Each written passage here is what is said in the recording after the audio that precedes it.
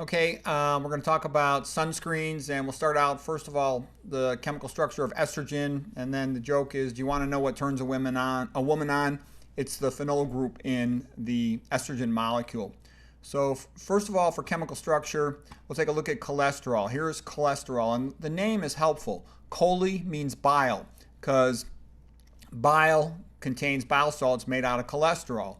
Ster is for steroid. All the steroid hormones are based on this cholesterol structure. All is Ol, which means like an alcohol group, and cholesterol has a single alcohol group in there, and those end in Ol, their name. So you can tell cholesterol. It's the bile steroid with an alcohol group on it. The alcohol group is polar because of the different electronegativity pull onto the oxygen. The oxygen really wants electrons, much more so than does the carbon right here. In this carbon skeleton structure, I don't have to put the carbons in because it's just understood that they're there. So anyways, that's polar. The hydroxyl group, also called an alcohol group. And then the remainder of the molecule is hydrophobic, so it is nonpolar. And nonpolar means it's not going to be soluble in aqueous solutions. Almost entirely the human body is an aqueous solution. So cholesterol can fit into plasma cell membranes because of the polar head group being like the phosphate polar aspect of a phospholipid. Okay, so a steroid hormone like estrogen, in particular estradiol, is the main estrogen in women of reproductive age, has a hydroxyl group in its corner and then a benzene ring right here. And so this combination of a benzene ring with a hydroxyl group is called a phenol group. And the hydroxy group is also called an alcohol group. It is antimicrobial. The aromatic ring, the benzene ring, is also called an aromatic ring because they tend to give off a nice smell, aroma. And the double bonds can move around from carbon to carbon. Sometimes that's called resonates. A purist might say resonate isn't the best word, but what this confers is extraordinarily long shelf life. So this is the perfect preservative from a corporate point of view because you got great shelf life, so the product doesn't get returned, and it's antimicrobial, so it prevents mold from growing into the product as it's sold in a store, so it can sit on the shelf for years. And that's why estrogenic type preservatives are in tons and tons of chemicals, including sunscreens routinely and most other cosmetic products.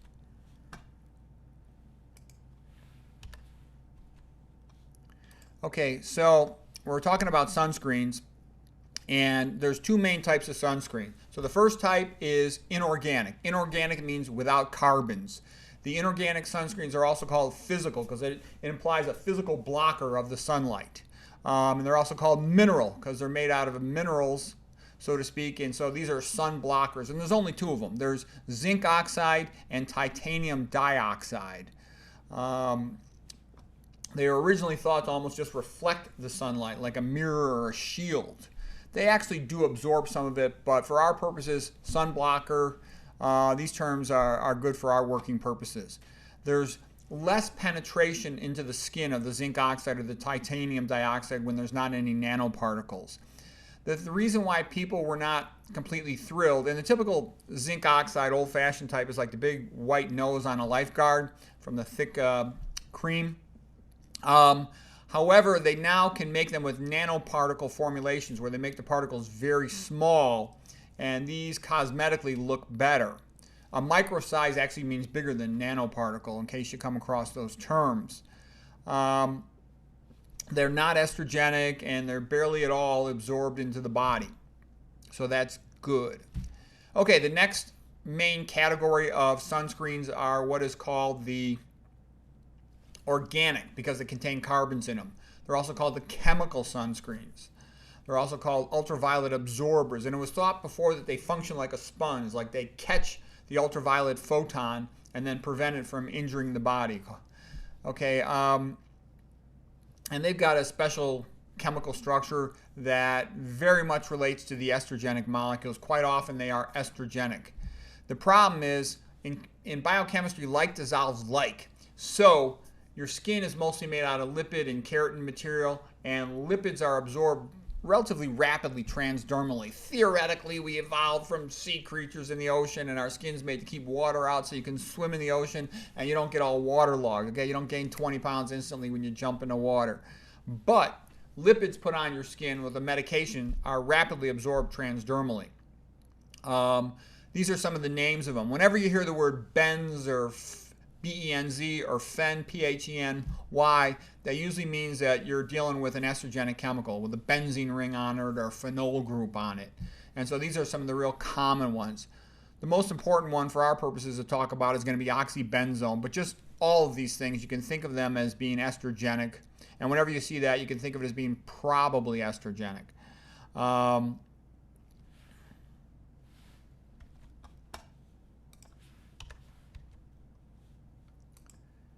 So 4-MBC and benzophenone are estrogenic in particular. They bind to the estrogen receptor.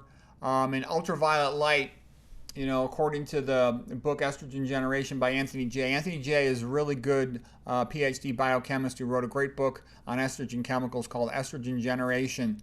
And he talked about the ultraviolet light can actually cause these sunscreen ultraviolet filters to bind more strongly to the estrogen receptor and cause a prolonged activation of it. This is a big deal because potentially this can imply a prolonged estrogenic effect in tissues. Estrogen in particular causes proliferation of the breast cells and also of the uterus cells, and in men of the prostate. The male prostate is very much like the female breast in terms of its hormone sensitivity to estrogen. And so there is a reference to that, a paper about that. Okay, the types of ultraviolet light, in a simplistic way, UVB, B for burns you, causes a sunburn. UVA for ages you, more skin penetration, more likely to promote wrinkles over time. Okay, oxybenzone is sort of like a prototype estrogenic sunscreen. And it's thought the mechanism of these chemical sunscreens is that they absorb a photon, and then an electron from the lowest occupied molecular orbital is then excited to the higher the highest occupied molecular orbital to the lowest unoccupied molecular orbital level, and then it's dissipated as heat. Now that's obviously oversimplistic, but it's good enough for our purposes. Oxybenzone's in tons of sunscreens. It's also called benzophenone 3. Those are synonyms. It's not well removed by wastewater treatment facilities such that it could be in someone's drinking water. It's transdermally absorbed, as we spoke about, as are most of these estrogens. And it's even absorbed. There was a JAMA paper, Journal of the American Medical Association, that not just oxybenzone, but several other sunscreen chemicals are absorbed in relatively surprisingly high amounts, especially oxybenzone. 97% of people in one study, they all tested positive for oxybenzone in their urine. It is estrogenic, and it has what is thought to be anti-androgenic effects. It's lipophilic like other estrogens, so that it can be absorbed transdermally, and it can accumulate in one's fat tissue. So the point being is, if somebody's repeatedly applying this or to their skin or in contact with this chemical, it can accumulate over time into higher amounts. It has been found in human breast milk. It obviously is found in human urine. And it's been shown to reduce the activity of the calcium ATPase enzyme. We'll talk more about all that in just a moment. There's some references here below. Okay, now we'll talk a little bit about the sun blocker, titanium dioxide nanoparticles.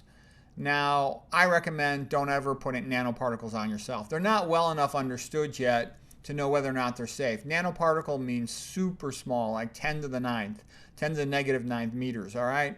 And that can be transdermally absorbed. And the fear is, well, if it can cross your skin barrier, is it potentially going to cross other barriers in your body, potentially going to cross your blood-brain barrier, your blood-testicle barrier?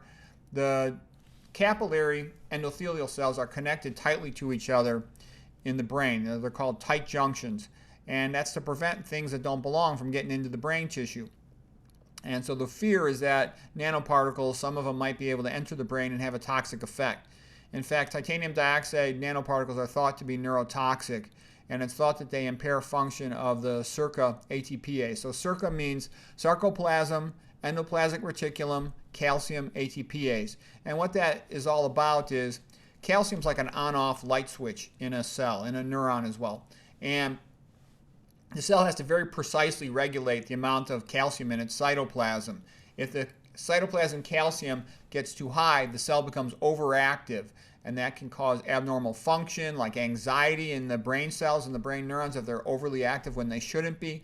And even more worrisome too, when it becomes a prolonged chronic thing, and if there's decreased oxygen supply to that neuron, decreased glucose supply to that neuron, that brain neuron can be overstimulated and it can fail. It can die of what's called apoptosis, programmed cell death due to overstimulation. The name for programmed cell death due to overstimulation in a neuron is called excitotoxicity.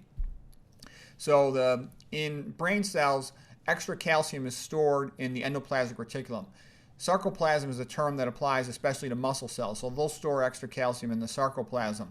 But in a neuron, after, let's say, the neuron's fired an action potential, it wants to, so to speak, turn itself off, then it will pump calcium outside of the cell into the extracellular matrix, and especially through the knockout exchanger, the sodium-calcium exchanger. That's one way it gets that calcium out of the cytoplasm. Another way is it'll pump calcium into the endoplasmic reticulum, and that's where this enzyme comes into play, SERCA, sarcoplasmic endoplasmic reticulum calcium ATPase.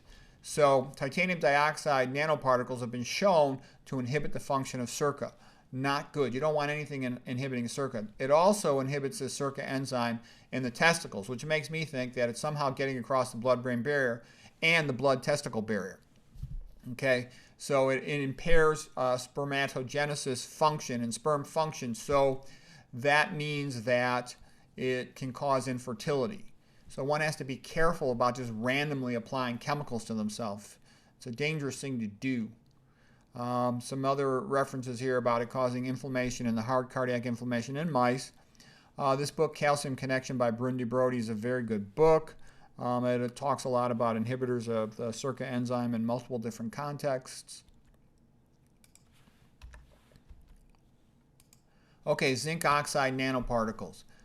Now this is for zinc oxide has also been made into nanoparticles, and the reason companies do this is typically, we talked about the lifeguard's big bulky cream on the white nose. That's cosmetically less appealing. So people want sunscreens that are more transparent. Well, these effects can be achieved or almost achieved by using nanoparticles for the zinc oxide. But the problem is the zinc oxide, if it gets into the eyes, the nanoparticles get absorbed and they affect the eyes. They can be harmful to the eyes, is what it's thought based on research in vitro. So here's one reference: zinc oxide nanoparticles inhibit calcium ATPase in human lens epithelial cells. All right, so not good.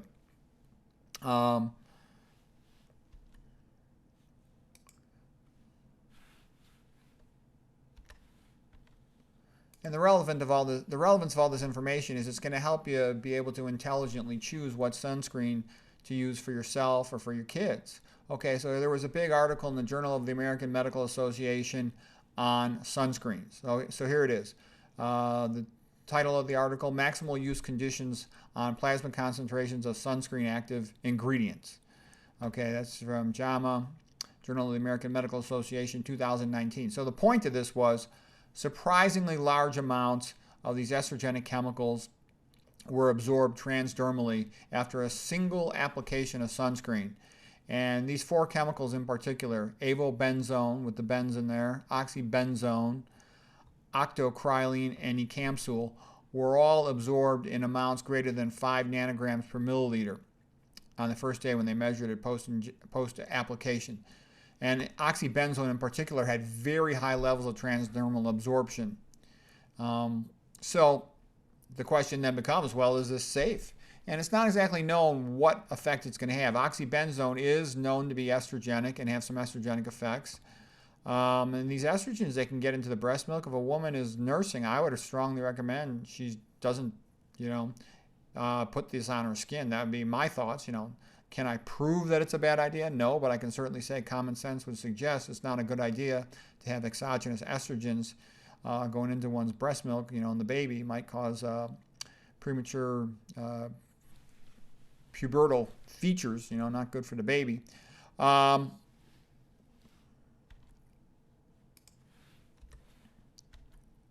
Okay, Okay, now we're going to talk about what do I actually do, what do I actually think is the best thing to do. I don't wear any sunscreen.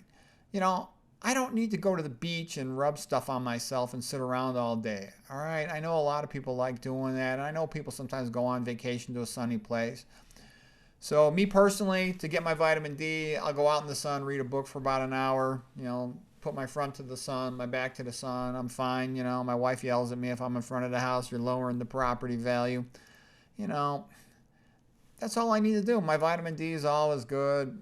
I feel good. So that's all that's necessary. But I realize some people really want to go out in the sun and spend a lot of time out there. Maybe they have to for their job or for a social reason. So what should you do if you have to be out in the sun for prolonged amounts of time?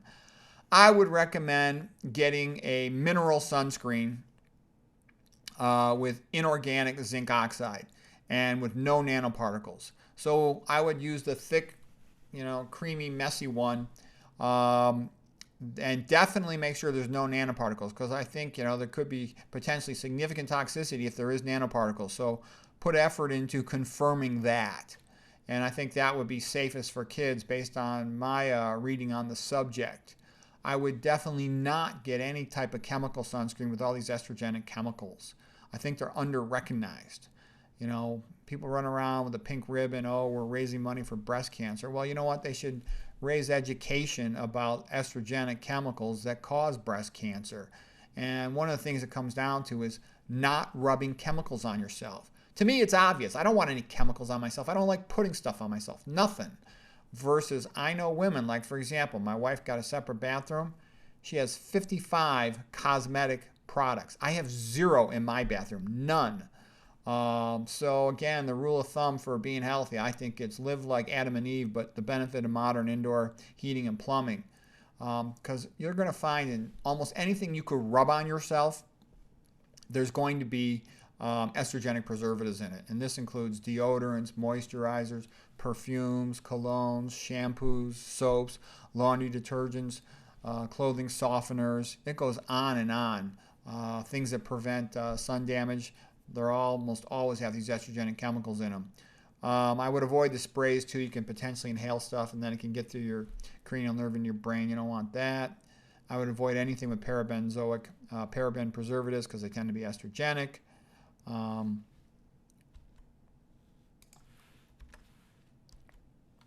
then here's just a couple of references for anybody who's curious to read more about it. But the bottom line is, I think the chemical sunscreens are potentially dangerous, and I would not put them on myself or my kids. If you just have to do it for, you know, 2 days or something when you're on a vacation, it's probably no big deal. But if you're putting it on oneself on a frequent basis, it's potentially causing an accumulation progressively of estrogenic chemicals in your body, plus who knows what other chemicals they put into them. So anyways, in summary, the zinc oxide one with no nanoparticles would be the best one, but I actually think the best thing to do is just don't use sunscreen. Don't be outside so much. And so anyways, that summarizes it.